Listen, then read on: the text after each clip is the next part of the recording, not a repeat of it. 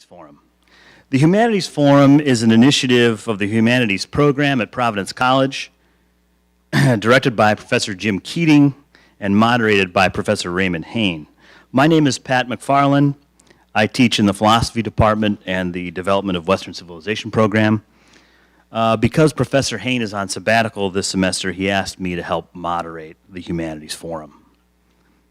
The forum is pleased to welcome to campus today a distinguished guest and a native son, Brother Jordan Zajac. Brother Jordan hails from New Bedford, Massachusetts, and was graduated from Providence College in 2004, summa cum laude, with a BA in English. Brother Jordan went on to earn an MA in English Literature from the University of Virginia in 2006 and completed his Ph.D. in English Literature at the University of Massachusetts Amherst in 2013. 2 weeks after he defended his dissertation in 2013, he was in the great city of Cincinnati, Ohio, to begin his novitiate year in the Order of Preachers. For the last 5 years, Brother Jordan has been studying philosophy and theology in preparation for his ordination to the priesthood. He was just ordained a deacon this month. Brother Jordan has recently been assigned to a year of pastoral ministry at Providence College as a deacon, starting in the fall semester 2019, this coming fall, and he'll be working in campus ministry. We are honored that God, in his providence, has returned Brother Jordan to us today. Please help me in welcoming back Brother Jordan Zajac to his alma mater.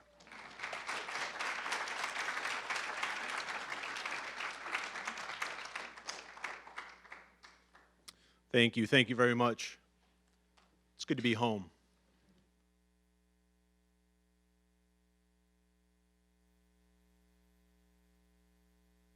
Everybody knows what happens when you drink too much.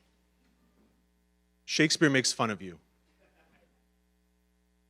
In what is believed to be one of his very first plays, in the very first scene, Shakespeare decides to let drunkenness take center stage. It's a comedy entitled The Taming of the Shrew. The action begins outside an alehouse with a hostess, a barmaid, a bartender, chasing a drunken customer out into the streets. She threatens to have him arrested for the commotion that he's caused within. He's broken glasses, he's caused a huge disruptive scene. He swears her off, asserting that he will stand his ground, and then he promptly falls to the ground, fast asleep in his drunken stupor. It's utterly pathetic and entirely funny. His name is Christopher Sly, S-L-Y, and there's nothing sly about him. So then a lord, a member of the English upper class, and his attendants come across this sorry sight. The lord looks at Sly, sees an easy target, and decides to play a trick on him. He has his men carry this commoner back to the bedroom of his estate, dress him in fine attire, and then, when Sly awakes, treat him as if he himself is a noble lord, a mighty lord. They shower him with praise. They wait on him hand and foot. They tell him that he's been suffering from lunacy for years, imagining that he's a mere commoner, when in fact he is a nobleman with a beautiful wife, many children, great riches. Now he's finally come to his senses, they tell him. He quickly embraces this deception and acts like he's the mightiest nobleman anyone's ever seen. It's a paradoxical exchange. He's made to believe that he's climbed high because he's overindulged and fallen so low. In other words, because Sly doesn't know his own limits, he ends up losing any grasp on who he actually is or what his true social rank and status are. So Shakespeare decides to organize a whole play around a joke on a drunk guy. This choice is significant for several reasons. First, this scene with Christopher Sly gestures toward a crucial but commonly overlooked element of Shakespearean theater culture, namely the playhouses' close proximity to and relationship with drinking houses. In Shakespeare's London, theaters and taverns go together. The connection is so close, in fact, that one member of Shakespeare's own theater company actually owned and operated a tavern attached to the theater where this play, The Taming of the Shrew, would end up being staged. So what Shakespeare is doing in this play, then, is staging his own audience in a very novel kind of way. What's happening on stage, if you think about it, you want to go see a play, so you cross the river, you cross the Thames, you get to the other side. Playhouses are all down there, and you want to grab a pint before the curtain. So you're sitting there, and then all right, it's time for the curtain. You get up, you go outside the tavern, inside of the playhouse, and immediately you see a scene like outside the tavern. What's happening on stage is a fictional extension of what's going on right next door and all around the theaters. And dramatists like Shakespeare make sure that the art they're producing offers a commentary upon what's happening next door at that drinking house. The theater loved to stage its own audiences and encourage those audience members to think critically about the recreational choices they were making. So theaters and taverns go together, and there's an element of social commentary involved. Now there's commentary, and then there's like tooling on someone. And the Christopher Sly joke is basically Shakespeare making fun of his clientele, or at least perhaps some portion of them. This choice would seem inadvisable. I mean, I wouldn't make fun of you students. I'm glad you're all here. I wouldn't make fun of you for being here on a Friday afternoon. I do hope you at least getting like extra credit or something. But, I wouldn't make fun of you. Shakespeare, however, has a good reason to make fun of this drunkenness. He and his fellow playwrights have two extremes to deal with. On the one hand, there are these political and religious figures, okay, often Puritans, who are like vehemently opposed to both the commercial theater and a commercial drinking culture. They're ministers who like set up pulpits right outside the theater and preach against the perceived sinfulness going on stage. And they'll publish these things called anti-theatrical tracts, like pamphlets, short books, decrying the social ills and the vices that they think the theater causes. They see it all as morally dangerous. At the same time, this group is preaching against drinking culture and writing what are called temperance tracts, although it's not actually temperance. Temperance is something different. So to them, theater culture and drinking culture have no redeeming qualities. They're on one extreme. They're completely insensitive to what might be potentially good in either having a nice pint or enjoying a nice play. And when I say they're insensitive, I mean like they have an inordinate aversion to these pleasures. It's excessive in and of itself. And on the other hand, you have dudes like Christopher Sly running around who do overindulge and do cause disturbances in the theaters and in the taverns, and someone should make fun of them. So there's lots of ways that recreational activities lead to excess, which in turn could lead to idleness and disorder, crime and violence, social unrest. So you've got these two extremes. I would argue that Shakespeare and English commercial theater seeks to find a virtuous mean in the middle, to occupy a middle ground between these two extremes. By and large, the theater seeks to be moderate and to moderate, that is, educate in the virtue of moderation. And they do so by making fun of both of these extremes, those who overindulge as well as those who refuse to indulge at all. This effort is what I would like to call a virtues pour, P-O-U-R. It recognizes the vital role that our appetite for sense pleasures plays in the perfection and the full flourishing of human beings. It neither overemphasizes them, nor undermines them. It's like anti-theatricalists, those Puritan types, would look at a scene like I just described from The Taming of the Shrew, and they would decry the vice on stage. It tempts people to drink too much. It celebrates overindulgence. The theater makes money off of glorifying sinful and bad behavior. Shakespeare would refute this, however, Do these plays capitalize and make a profit on staging vice? Absolutely. But by making fun of vice and excess, and by extension, celebrating virtue.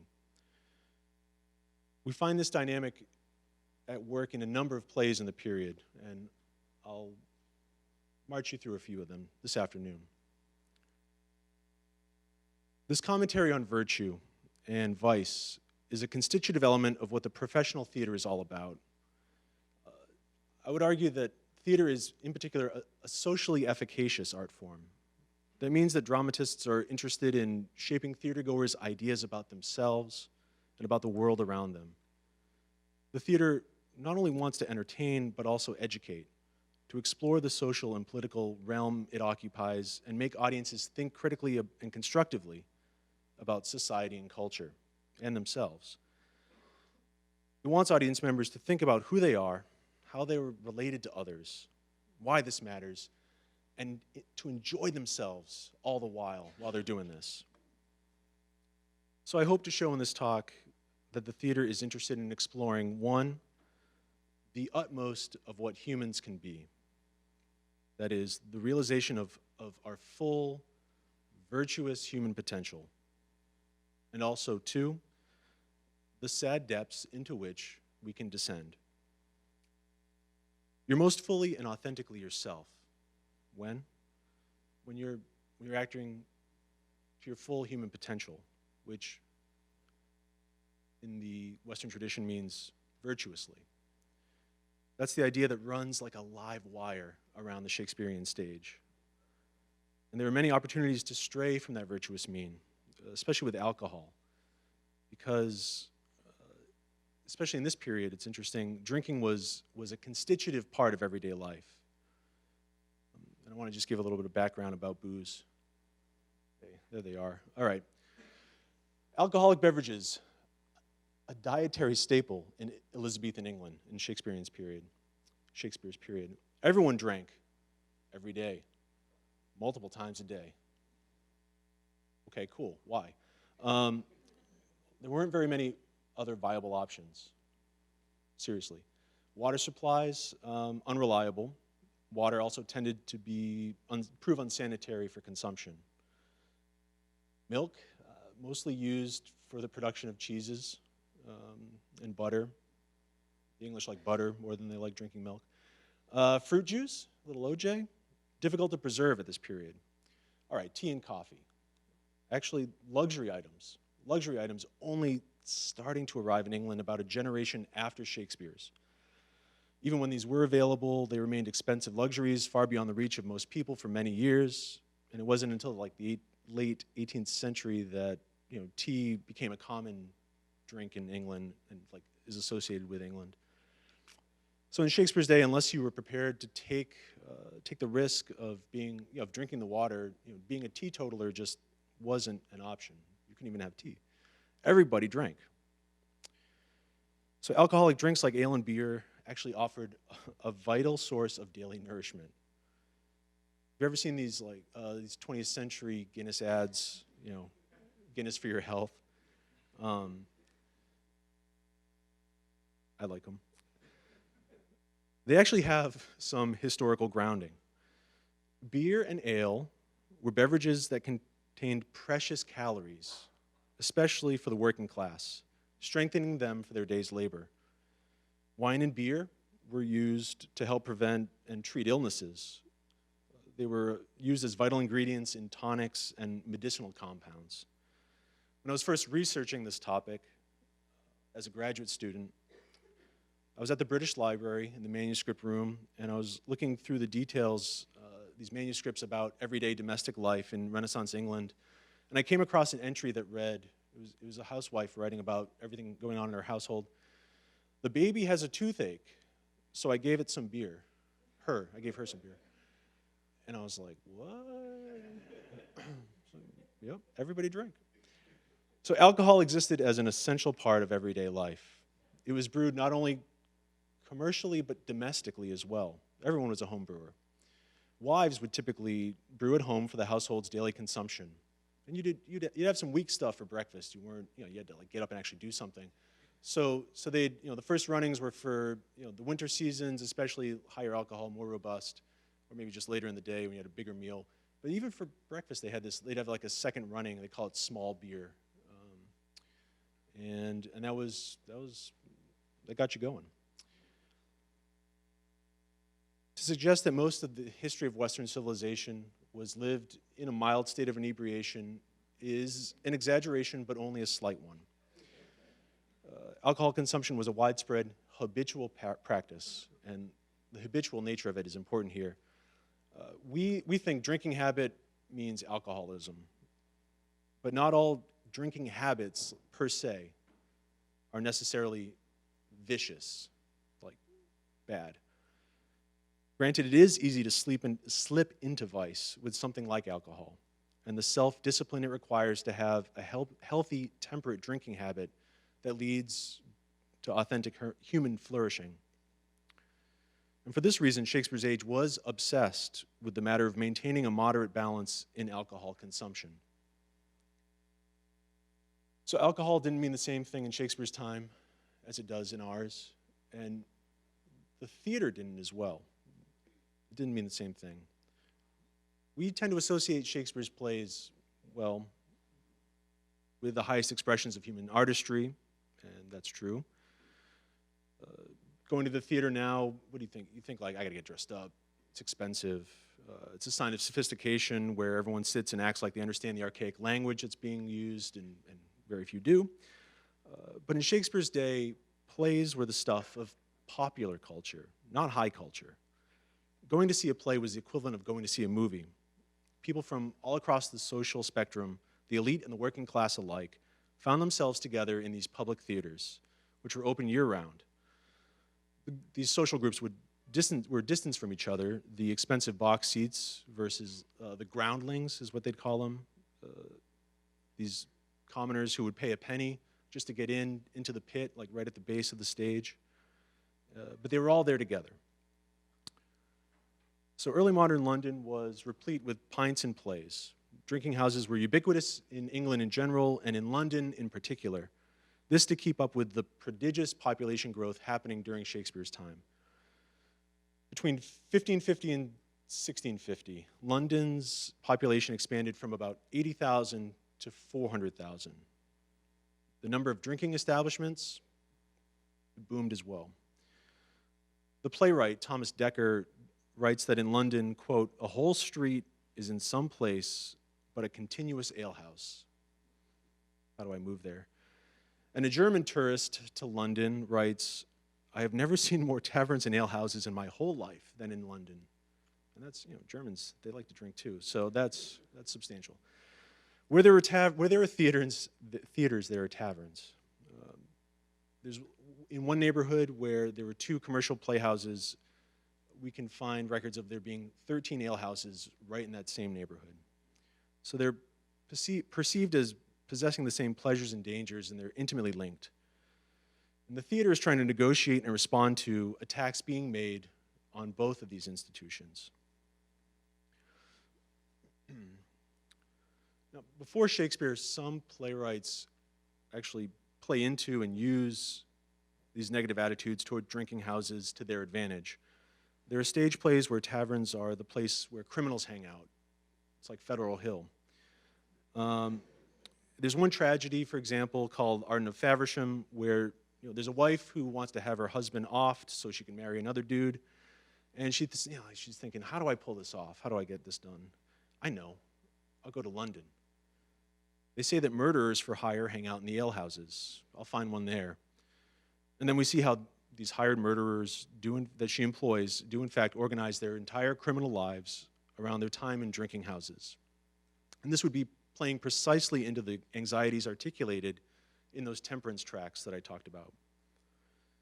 Another interesting example that appeals directly to England's national identity and national history is a play called The Famous Victories of Henry V. This King Henry, was a famous English monarch. And the play is about his transformation from a riotous youth, he's kind of a prodigal son type, to a great warrior and a great ruler, culminating in his victory over the French and his wooing of the French princess, which solidifies peace between the two countries. And in Shakespeare's time, King Henry V is a legend. There's as much historical distance between this period in English history and Shakespeare's as there is between our time and the U.S. Civil War.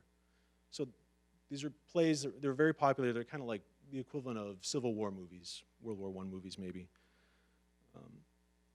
So when he's a young man, King Henry V, or he will become King Henry V, he's known to live this life of debauchery, and that's what we find happening in this play. The audience hears a story about him and his buddies getting drunk at taverns and brawling in the streets and getting arrested, kind of like Lindsay Lohan gone wild or something. But one of the tavern workers, a boy, they had no child labor laws back then, recounts at one point, whether their music liked them not, or whether they had drunk too much wine or no, I cannot tell, but our pots flew against the walls, and then they drew their swords and went into the street and fought. Sounds like Christopher Sly spilling out into the streets, right? This play, The Famous Histories, reinforces a common connection between drinking houses and riotous depravity. The prince's reformation, his coming out of this, is treated as a total miraculous occurrence because all the signs, especially those associated with his life of drinking, indicate that his succession to the throne will usher in a period of devastation and tyranny. And this was the idea shaped by humanist thinkers like Erasmus, for example, who describes how a royal child who's not properly schooled will become a tyrannical ruler. Such a guy will spend his time among whores, degenerate comrades, drinkers, gamblers, and pleasure-mongers, as foolish as they are worthless. I like that term, pleasure-mongers. In this company, he hears nothing, learns nothing, takes in nothing except pleasure, amusements, pride, arrogance, greed, irascibility, and bullying. Does this sound like your phone calls home to mom on Sunday nights?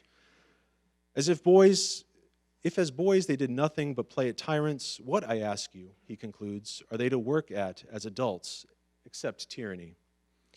So this description captures well the prince in this anonymous play and his education in debauchery. His passions seize tyrannical control of his reason, which should be governing those passions. He can't rule his own body. How can he rule the body politic? Here's the fascinating thing. Shakespeare takes precisely these circumstances surrounding this very prince, this story that everybody knows, and he uses them as a model for kingly education. He stages his own version of the same story. There's no intellectual property rights, no copyright back then. It was cool. And he dramatizes the rise of the same king, but he subverts this humanist paradigm, dramatizing a princely education that is actually shaped and enhanced by the tavern, by drinking. This move is, that's our like zeitgeist right there. This move is astoundingly unorthodox and supremely original. So original, in fact, that it appears that Shakespeare is actually the very first commercial playwright to use the tavern as a dramatic setting. In that other play I just described, everything happens. There's action outside the play, action outside the tavern. We hear about what goes on inside the tavern, but we never get in. We never get inside. And it is, I could be wrong on this, but all my research indicates that Shakespeare is the very first playwright in England to stage scenes inside a contemporary looking and sounding drinking house. He's doing something totally new, a totally novel, dramatic innovation. And when people have been poring over a genius's work for hundreds of years and publishing everything they can, a detail like this counts as scholarship. I got a dissertation out of this. I got a Ph.D. out of figuring this out. I could be wrong too, right? But no one's challenged me yet. But I really do think like he's the first one. It's just completely novel. The play I'm referring to for him is called King Henry IV. We know it as King Henry IV Part 1. It was so successful that there's a Part 2. And in it, Shakespeare has a whole plot that in the tavern.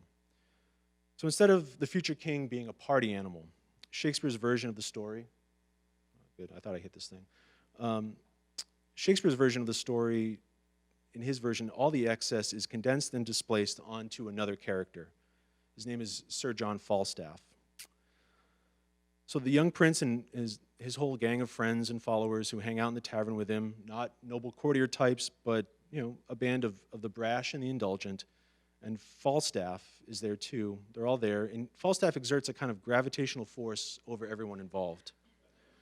He is like literally larger than life. He's absolutely corpulent. Dr. Steve Lynch drew this on the board in the fall of 2003.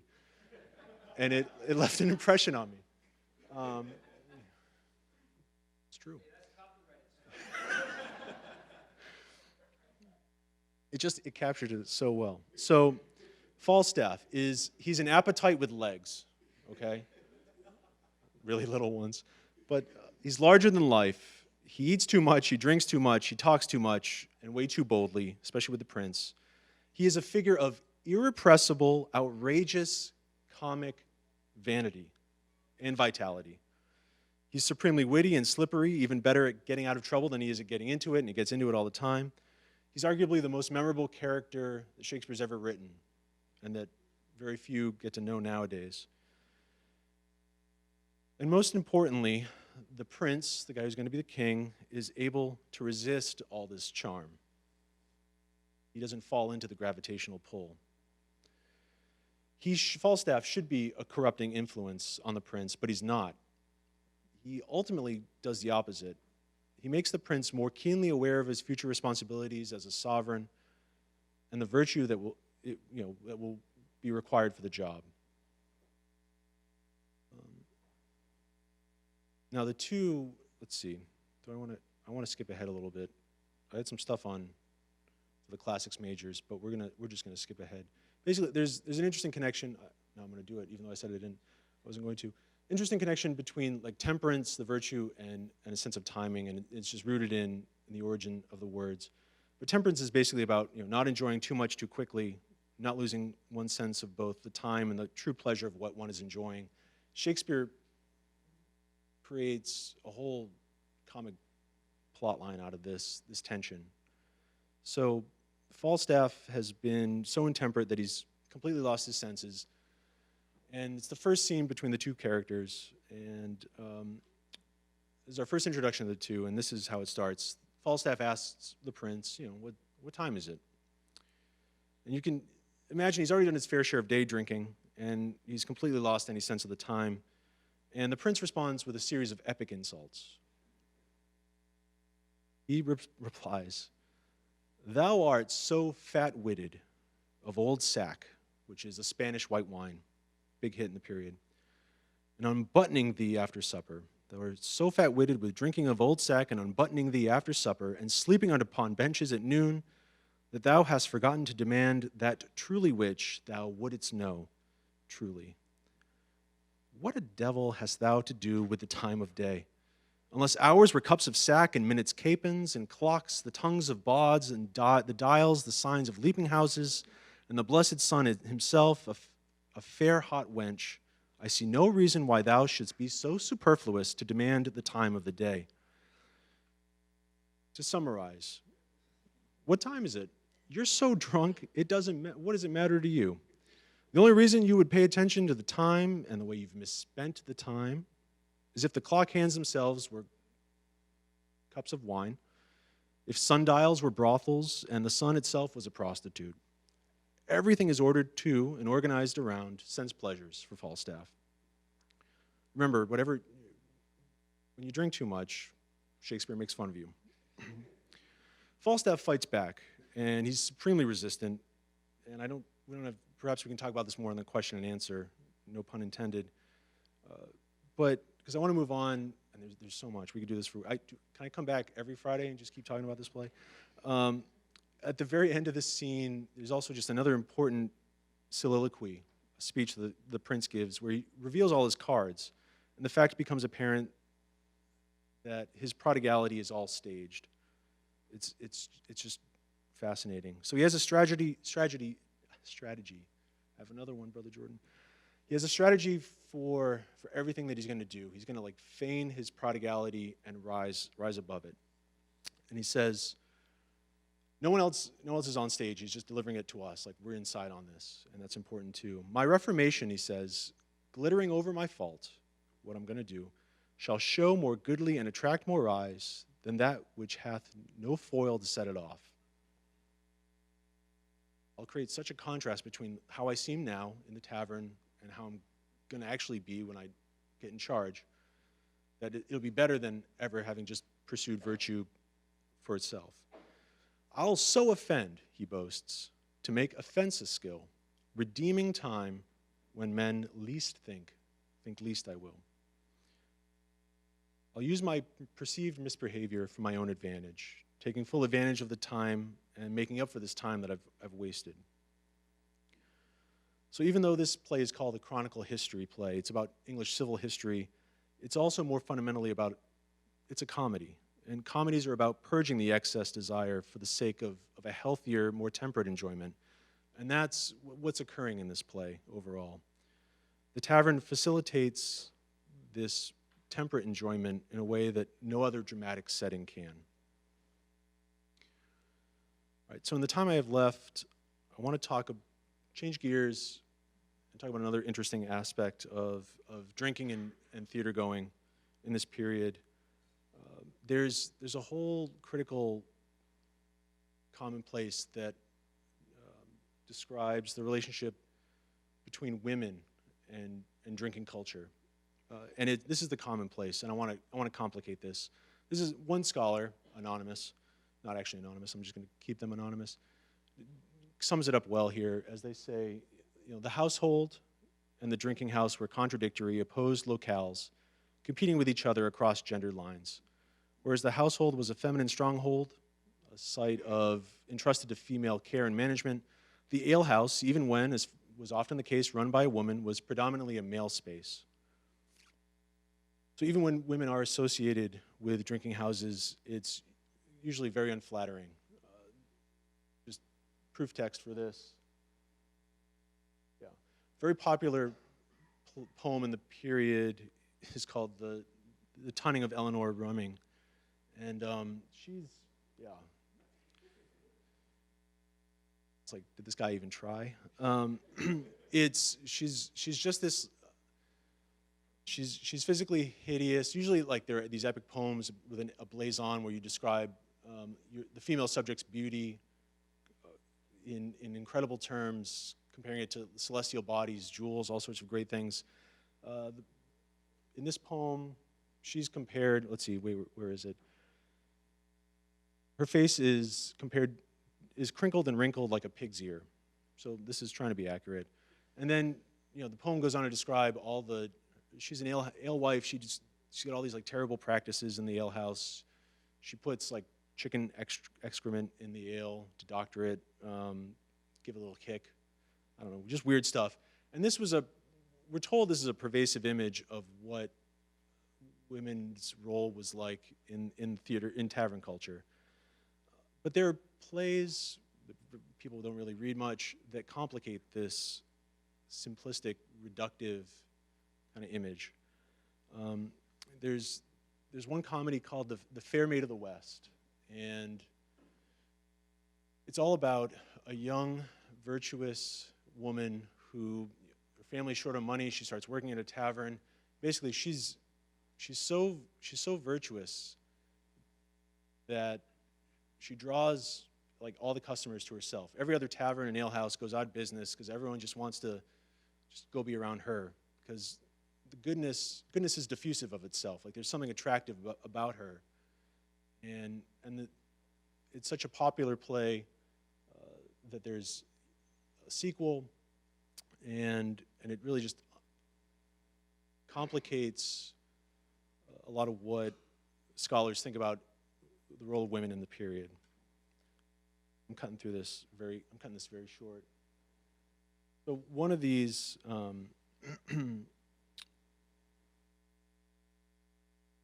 was I going to say? Oh yeah, I had a longer description of this play, but you're going to get bored because it doesn't sound very dynamic, and that would seem to be the point. But actually, there's a lot of demand for this kind of thing. And Thomas Haywood, who wrote other wrote the play describes it in a tract that he has, where he is. If you just see the end of this quote, women likewise that are chaste are by us extolled in our plays and encouraged in their virtues. So the theater is seen as a site where it's a healthy corrective device to vice in education and virtue. Haywood goes on to make a teleological argument, which is to say an argument based on the goal or purpose for which recreations exist. About the theater's opponents, he says, I hold them more scrupulous than well-advised that go about to take from us the use of all moderate recreations. Why hath God ordained for man a variety of meats, dainties, and delicacies, if not to taste thereon? Why doth the world yield choice of honest pastimes, if not decently to use them? Since God hath provided us of these pastimes, why may we not use them to his glory? So dramatists can stage action and behaviors like drunkenness, which are contrary to virtue and the glory of God, precisely for the glory of God, and then they can also depict virtuous types as well. This one's awesome. We present men, he says, in the ugliness of their vices, to make them the more abhor them. As the Persians, who above all sins loathe drunkenness, are accustomed in their solemn feasts to make their servants and captives extremely overcome with wine, get them drunk, and then to call their children to view these nasty and loathsome behaviors, making them hate that sin in themselves which showed itself so gross and abominable in others. That's one way to do it. The like use may be gathered of the drunkards so naturally imitated in our plays. We do a good job staging drunks. We're good at it. But it's not so that you delight in it. Even though there is, he says, the applause of the actor, people give the actors props, there's content among theatergoers, but it's to reprove the vice, not to applaud it. And vice is profitable in this way. The actors make a profit off of it, but there's more to it than that. Okay, so just as with that play I described, The Fair Maid of the West, there's another play called Westward Ho that goes to great lengths to construct an alternative version of moderate consumption and fidelity among females, which in turn also calls guy drinkers, dudes, into, calls them into question, calls them to task. So it's a play about everyday Londoners, not the usual subject matter, and it's organized around like three groups of characters. You've got these overbearing, jealous husbands, their virtuous wives, and then these young guys who party too much. And it's basically the tale of two taverns, or two tavern experiences. First, you've got these wives who are witty, wise, resourceful, who utilize the tavern as a space in which they can get away from their overbearing husbands. They're depicted as discerning customers, knowledgeable of the codes and customs of tavern culture, the deceits and the threats that the space poses, and they negotiate them deftly. They know what's good, and they know why it's good, and they're made good by their participation in the tavern. They have a penchant for moderate enjoyment of the space, and the play contrasts them to the groups of male drinkers, especially, I'll focus on just the young gallants who are just like every other guy drinker I've been explaining or describing so far. They emerge in one scene from a place called the Lion Tavern, which is appropriate because they appear beastly drunk. And this touches upon, they make a spectacle of themselves and all this sort of stuff. They're basically like brute animals running around on stage. And there's a whole genre of tracts and treatises in this period that we could call, discourses of the early modern party animal. This is just one of them. Look at these guys. You've got the raging lion in the top left corner, the slosh swine in the bottom right, next to the guzzling goat. It's a comic channeling of something that comes from Aristotle. And so the stage embodies what Aristotle put together in his moral thought. When Aristotle is describing how most people think happiness involves or is rooted in sense pleasure, he says this makes them slavish in their tastes, preferring a life suitable to beasts. A life lived solely for sense pleasures makes a person less human. To delight in such things, then, and to love them above all others, he writes, is brutish. So basically, whenever playwrights are making fun of drunkenness, they tend to appeal to this trope of beastliness. Recall The Taming of the Shrew. When the Lord first sees Christopher Sly, he cries out, "Oh, monstrous drunk, how like a swine he lies." For Falstaff, there's a plethora of animalistic associations that are made. For example, he's a bull calf, a bolting hutch of beastliness. A bolting hutch is a trough. So he is the trough that pigs eat out of.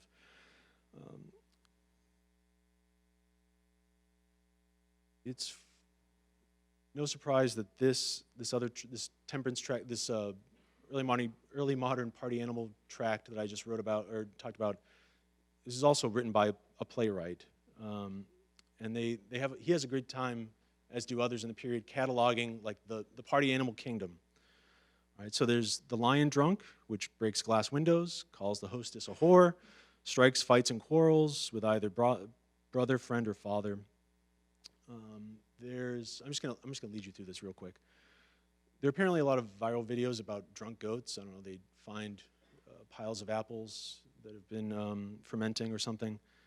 Not to be outdone, of course, there's the guzzling goat. Look at him go. And then, I don't know if this is a duck or a vulture or what, but he is a paranoid drunk. Not a happy guy. And then, of course, there's the swine who's pigged out a little bit too much, and he's feeling the effects.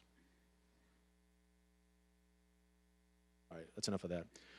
The reactions are telling, okay? There's some of you are repulsed, and some of you are laughing. Some of you are doing both. Here's the thing. As rational animals, we're meant to govern our own actions in a way that lower animals do not. They're ruled by instinct. We were created with a higher capacity. To be drunk is to hand over what makes us unique, namely our rationality. It's a state of being that deprives us of our dignity. And seeing this deprivation in others, it makes us laugh. There's such a thing as, there's a reason why they call it comic deflation. If there's a dignity you should have and it's no longer there, our natural inclination is to laugh, if the context is set in such a way. There are other plays like The Tempest, I know some of you are going to read that soon, where it leads to a different end, and that's kind of predicated on the genre of the play. That's Tempest is a tragedy. No, it's not. Well, for these characters it is, but that plays into it as well. So to be drunk is to hand over what makes us unique, our rationality. For the wives that I've been talking about, the female drinkers and female workers in the taverns, going to work, going to have a drink is like going to the zoo. They have to tame these animals. And to do so affords them a social power over these male counterparts who have deprived themselves of their natural dignity. Who's the only fully human person in this image? It's the hostess in the corner, serving these beasts. She doesn't overindulge, and therefore she's still fully herself. There's another female figure from antiquity who serves to remind us of this truth, and you see her every time you leave this building and go out the front door. Among the statues of the four cardinal virtues is Lady Temperance. She has a pitcher from which she pours water into a bowl, and in the classical tradition, this is meant to represent the extinguishing of the unruly flames of passion and the diluting of inebriating desire.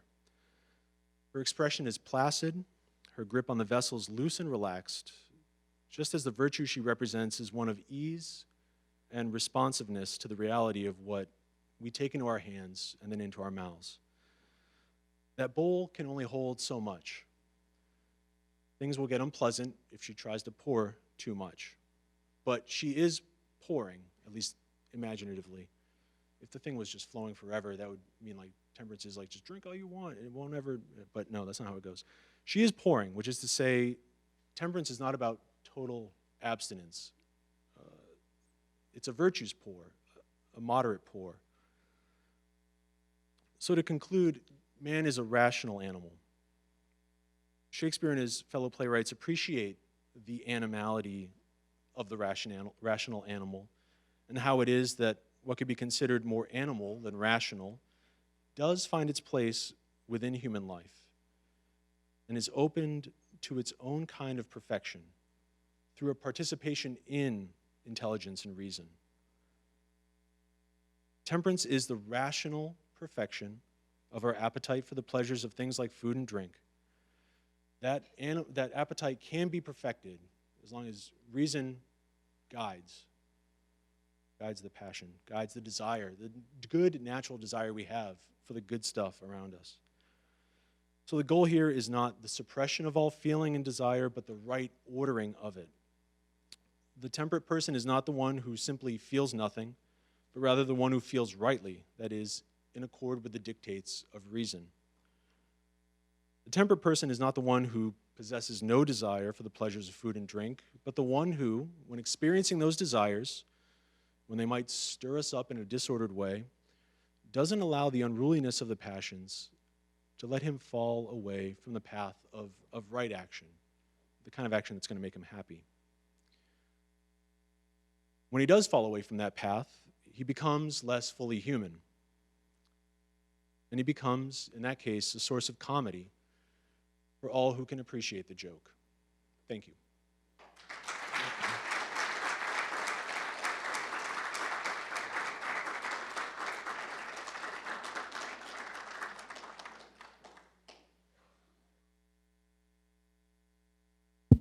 Thank you, brother. Our tradition at the Humanities Forum is to allow students to ask questions first. Are there any students who would like to ask a question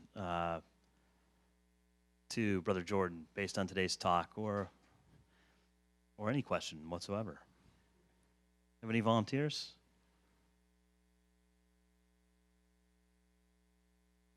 They got their extra credit, they're gone. Stay through the question and answer period to get your full extra credit. That's the key. Anyone? Anybody have the virtue of courage in the audience? Okay, how about any questions? Are there any questions? Would anyone like to ask a question? Yes, sir.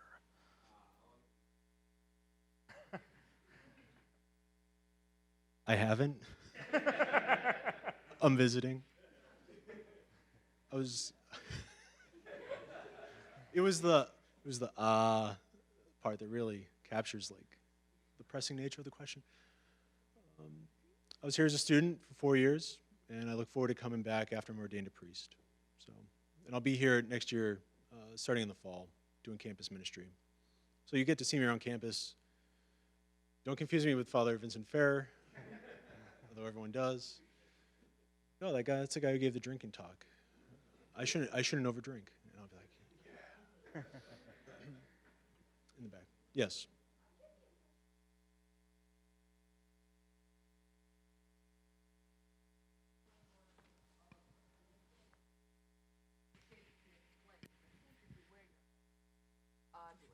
So I'm wondering. That's okay. I don't. Oh, that's all right. Okay. I lecture. Well, actually, Oh. they need it for the. Oh, I'm sorry. Okay. Do I need to repeat this?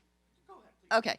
So I get the impression that you're claiming there is an Aristotelian framework to the understanding of virtue in Shakespeare's plays, at least the ones that you were looking at. And I was just wondering, do you know whether he actually read Aristotle's Nicomachean Ethics?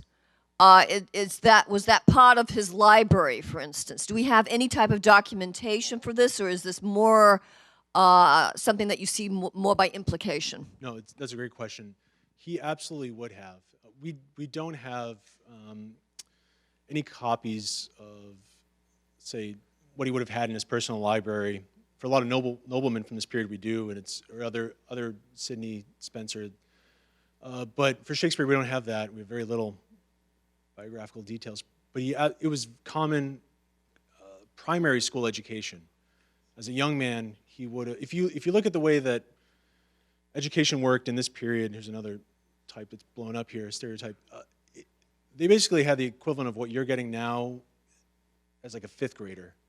They had a deep education in the classics, and Plato and Aristotle would have been the cornerstones of that education. So he's absolutely tapping into an Aristotelian framework, and he knows that his audience, by and large, is going to get that. Whether they receive the same education, or even if they were lower commoners who didn't receive that education, it's just in the air. It's part of the milieu, intellectual milieu. Yeah. Yep. Other than alcoholism, what other literary tactic does Shakespeare, like in any of his plays, does he employ to like promote this idea of temperance? That's a great question. Yeah, snap that. Temperance involves, this is just one aspect of it, drinking and not over drinking, not under drinking either. There is a good reason. For us, like if it's Easter or Christmas, and the friars get together, it is right and proper to celebrate based on the nature of that, and therefore have a little bit more than you usually would. Not to excess, but it is right and fitting to have that kind of thing. Temperance involves a lot more than just eating and drinking. It also involves chastity, so your relationship to your sexual desires and your ability to control those and order those properly toward their proper end, which is to say, in Shakespeare's period and in the Christian understanding, toward marriage. And so he's got plenty of plays where that's the animating principle or tension around the comic action and sometimes the tragic action. If you want to, Romeo and Juliet is precisely the paradigmatic example of you see something good, Romeo and Juliet see something or someone good, and you find them going through intellectual gymnastics to find a way to get what they want, and they can't be talked to reasonably about it. They go to the Friar Lawrence. He's typically depicted on stage as a Franciscan, thankfully, not a Dominican. I wonder if Friar Lawrence had been a Dominican, I would contend that Romeo and Juliet would have been a comedy, not a tragedy. He would have helped them out. Because he would have talked to them for so long about these theological and philosophical things that they would have just like fallen asleep, and all would have been fine. But that's one. So that's where so chastity is part of it. There's temperance or moderation involved in art, not just our stuff for sense pleasures, but even intellectual pleasures. So like there's an intellectual part of having intellectual virtue is not overindulging, like reading too much. I don't know if that's a temptation for many, and not too little, but finding something proper. And that's, even you can find something like that in The Tempest, Prospero, why he wants to have the knowledge that he has in order to control others in the world around him. So there's a lot of different manifestations of the virtue of temperance and the other virtues.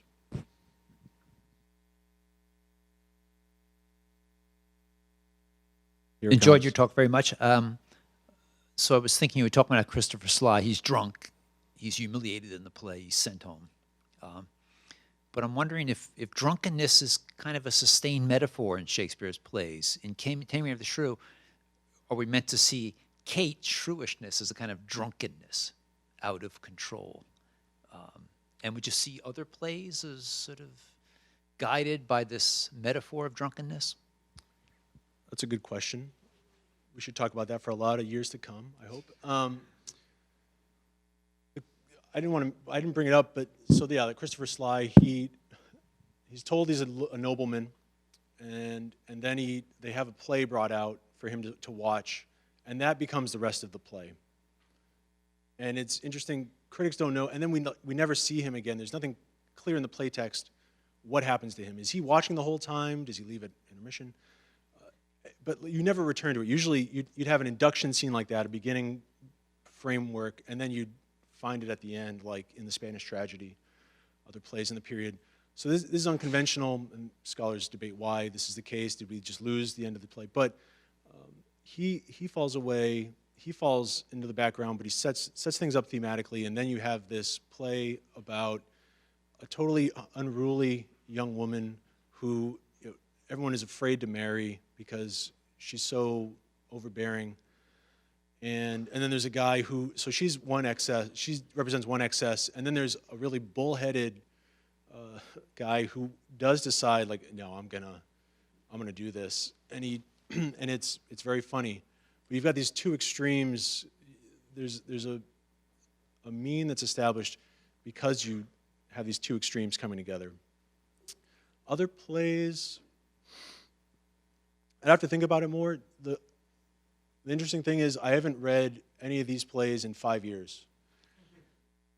I've been reading philosophy and theology and haven't been, I'm studying for the priesthood, and that's why I'm, so this is in my background, but I'd have to think more about a thematic drunkenness that runs like a river through his plays, you know. Yeah, you've been waiting patiently. Oh, Okay.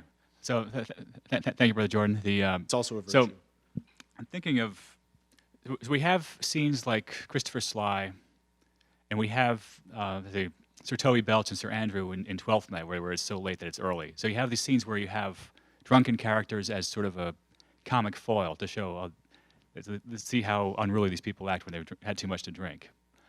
But we also have these scenes like, I'm thinking of the porter in his monologue in the Scottish play, where he's giving some commentary on drinking and the effects of that. So is this sort of like another medium of getting the message across? Like, is this sort of an author tract where Shakespeare is speaking primarily through the words of the porter, or is the porter some other comic character that we're supposed to see? Maybe he's half in the bag himself. Is there something? Like, what's the deal with this scene here? Is this a You want commentary? to know about that scene in particular, the porter scene? That's what you're asking. Right. About. And it reminds me a lot of Hamlet's description of Polonius's court as well, and the debauchery going on there. Critics, I haven't thought about it. Again, I haven't thought about it lately. Critics tend to see it as comic relief.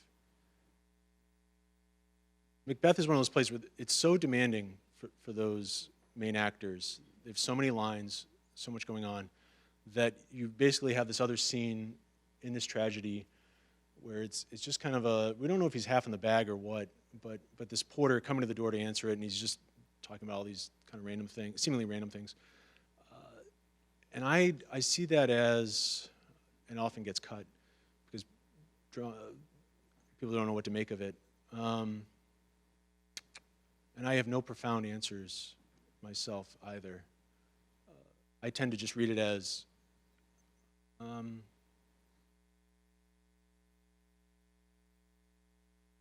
when you're up there teaching and you can just tell it's been about 33 minutes and everyone's at that lull, and you need something to just liven them up again. I mean, the tragedy should be carrying people's attention and energy, but if you're somebody like a Christopher Sly who's spent plenty of time next door at the tavern before the play, and you're just not in the mood for this tragedy, you then have something to hang your hat on, at least for a short scene.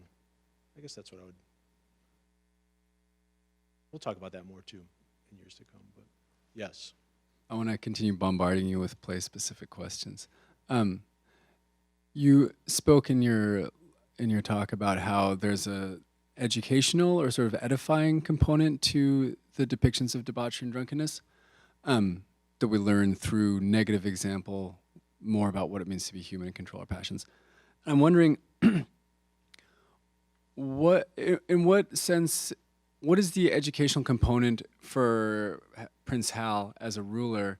Like, why does he spend his formative years with Falstaff and the Bauds? Like, is it simply a matter of him gaining insight into the ordering passions as well? Because I'm really curious, like, Yep. what is his political education and how is it boosted by running around and mugging people in the night and getting loaded? No, absolutely.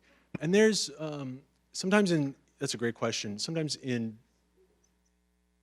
contemporary versions of the play, he is drinking freely.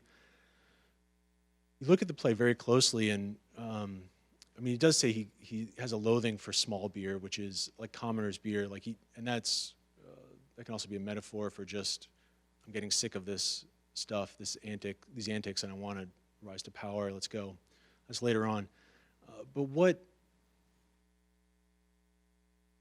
he does, power in this period, political power, really, and this is just a kind of a universal, especially, it can distance you from reality. When you have power, when people know you're going to be in charge, people treat you differently. And for Hal, with the kind of his political savvy, his intellectual acumen, his ability to read people, he can go somewhere like the Tavern and see people's nepotism, they're sucking up to him for what it is. Like he can see through it.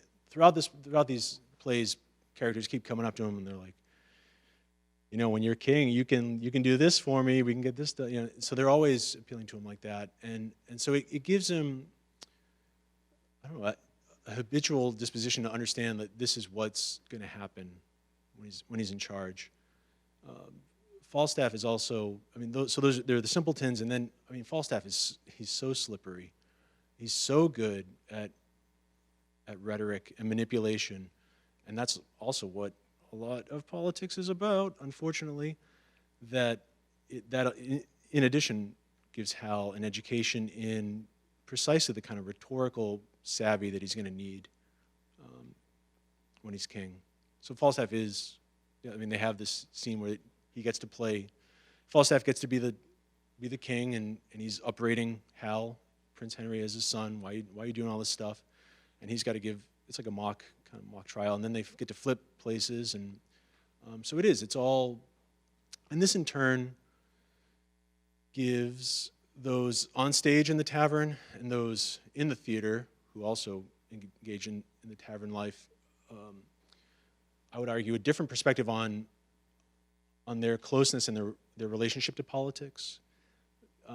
It was not discussed the way politics was not lived out the way we do now, where it was like, usually it's equated with the great civilizing effects of tea and coffee. The coffee house culture, where something like the public sphere, what we understand as public sphere, emerges, scholars say, where people sit down, have a cup, and just talk shop, talk about politics, what's going on and why.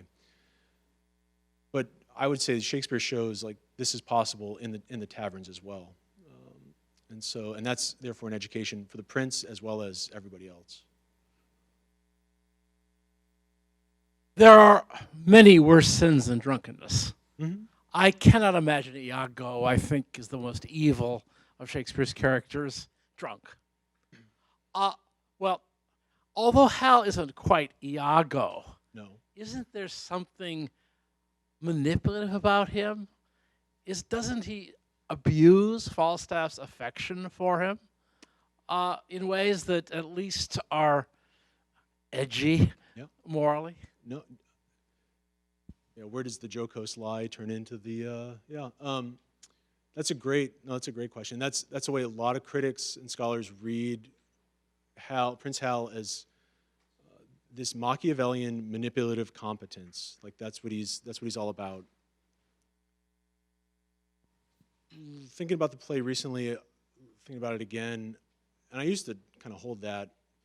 There are so many scenes where he's telling Falstaff straight up, you got to stop doing this. And it's, he doesn't want Falstaff to fall and perish the way Iago wants Othello and everyone else to. Absolutely not. In fact, in that very last scene where he finally rejects Falstaff, he's made king, he comes out, royal parade, let's party.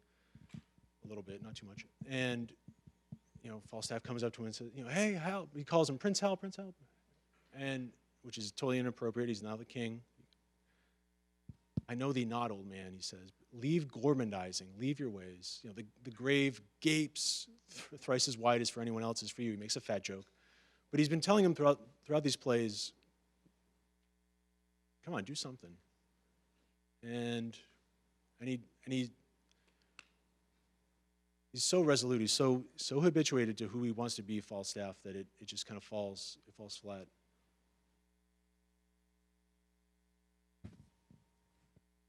We have time for one more question, one last question. Anyone?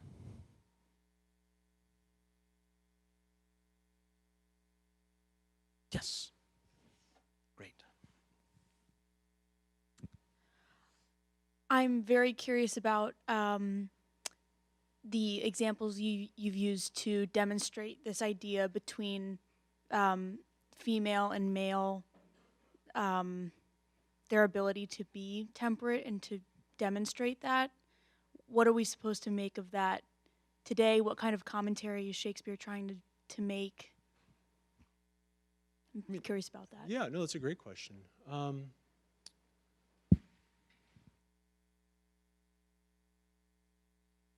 you want applications for like today, or do you think just for his time?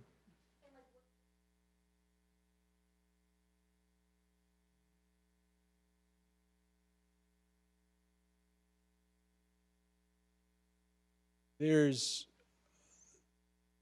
see, I would say they both in the Renaissance period, both men and women it was dangerous for them. It was a threat. Intemperance is a perpetual threat, but it manifests itself in different ways just because of the differences between them, the natural differences. I don't want to read. I want to read it through the anxieties, I guess, in the period, and the complementarity between them. But what I find most interesting about it is actually how, despite the physiological differences between, guys can just generally drink more than women. But there's, for both of them, for male or female characters, and of course in this period there's a strict hierarchy, wives be subordinate to your husbands kind of thing. It's a patriarchy, that's what I'm trying to say. To each and all is extended this potential for and the desirability of self-mastery, self-rule. So no matter what, so typically in the period women were considered the weaker sex. Despite perceived natural strengths or weaknesses, for Shakespeare and for these other playwrights, temperance and virtue more generally is something for everybody. Because of that common humanality that we have, everyone has rational capacity. Everyone can develop their reason such that it guides their passions and it makes them more human. So that's something that fascinates me in getting the chance to think about this more for this talk. So, good question. I just want to thank Brother Jordan again, and I want to just remind everyone that we have some appetizers and refreshments in the great room. So please join us there for more conversation and more fellowship. And let's give Brother Jordan a round of applause.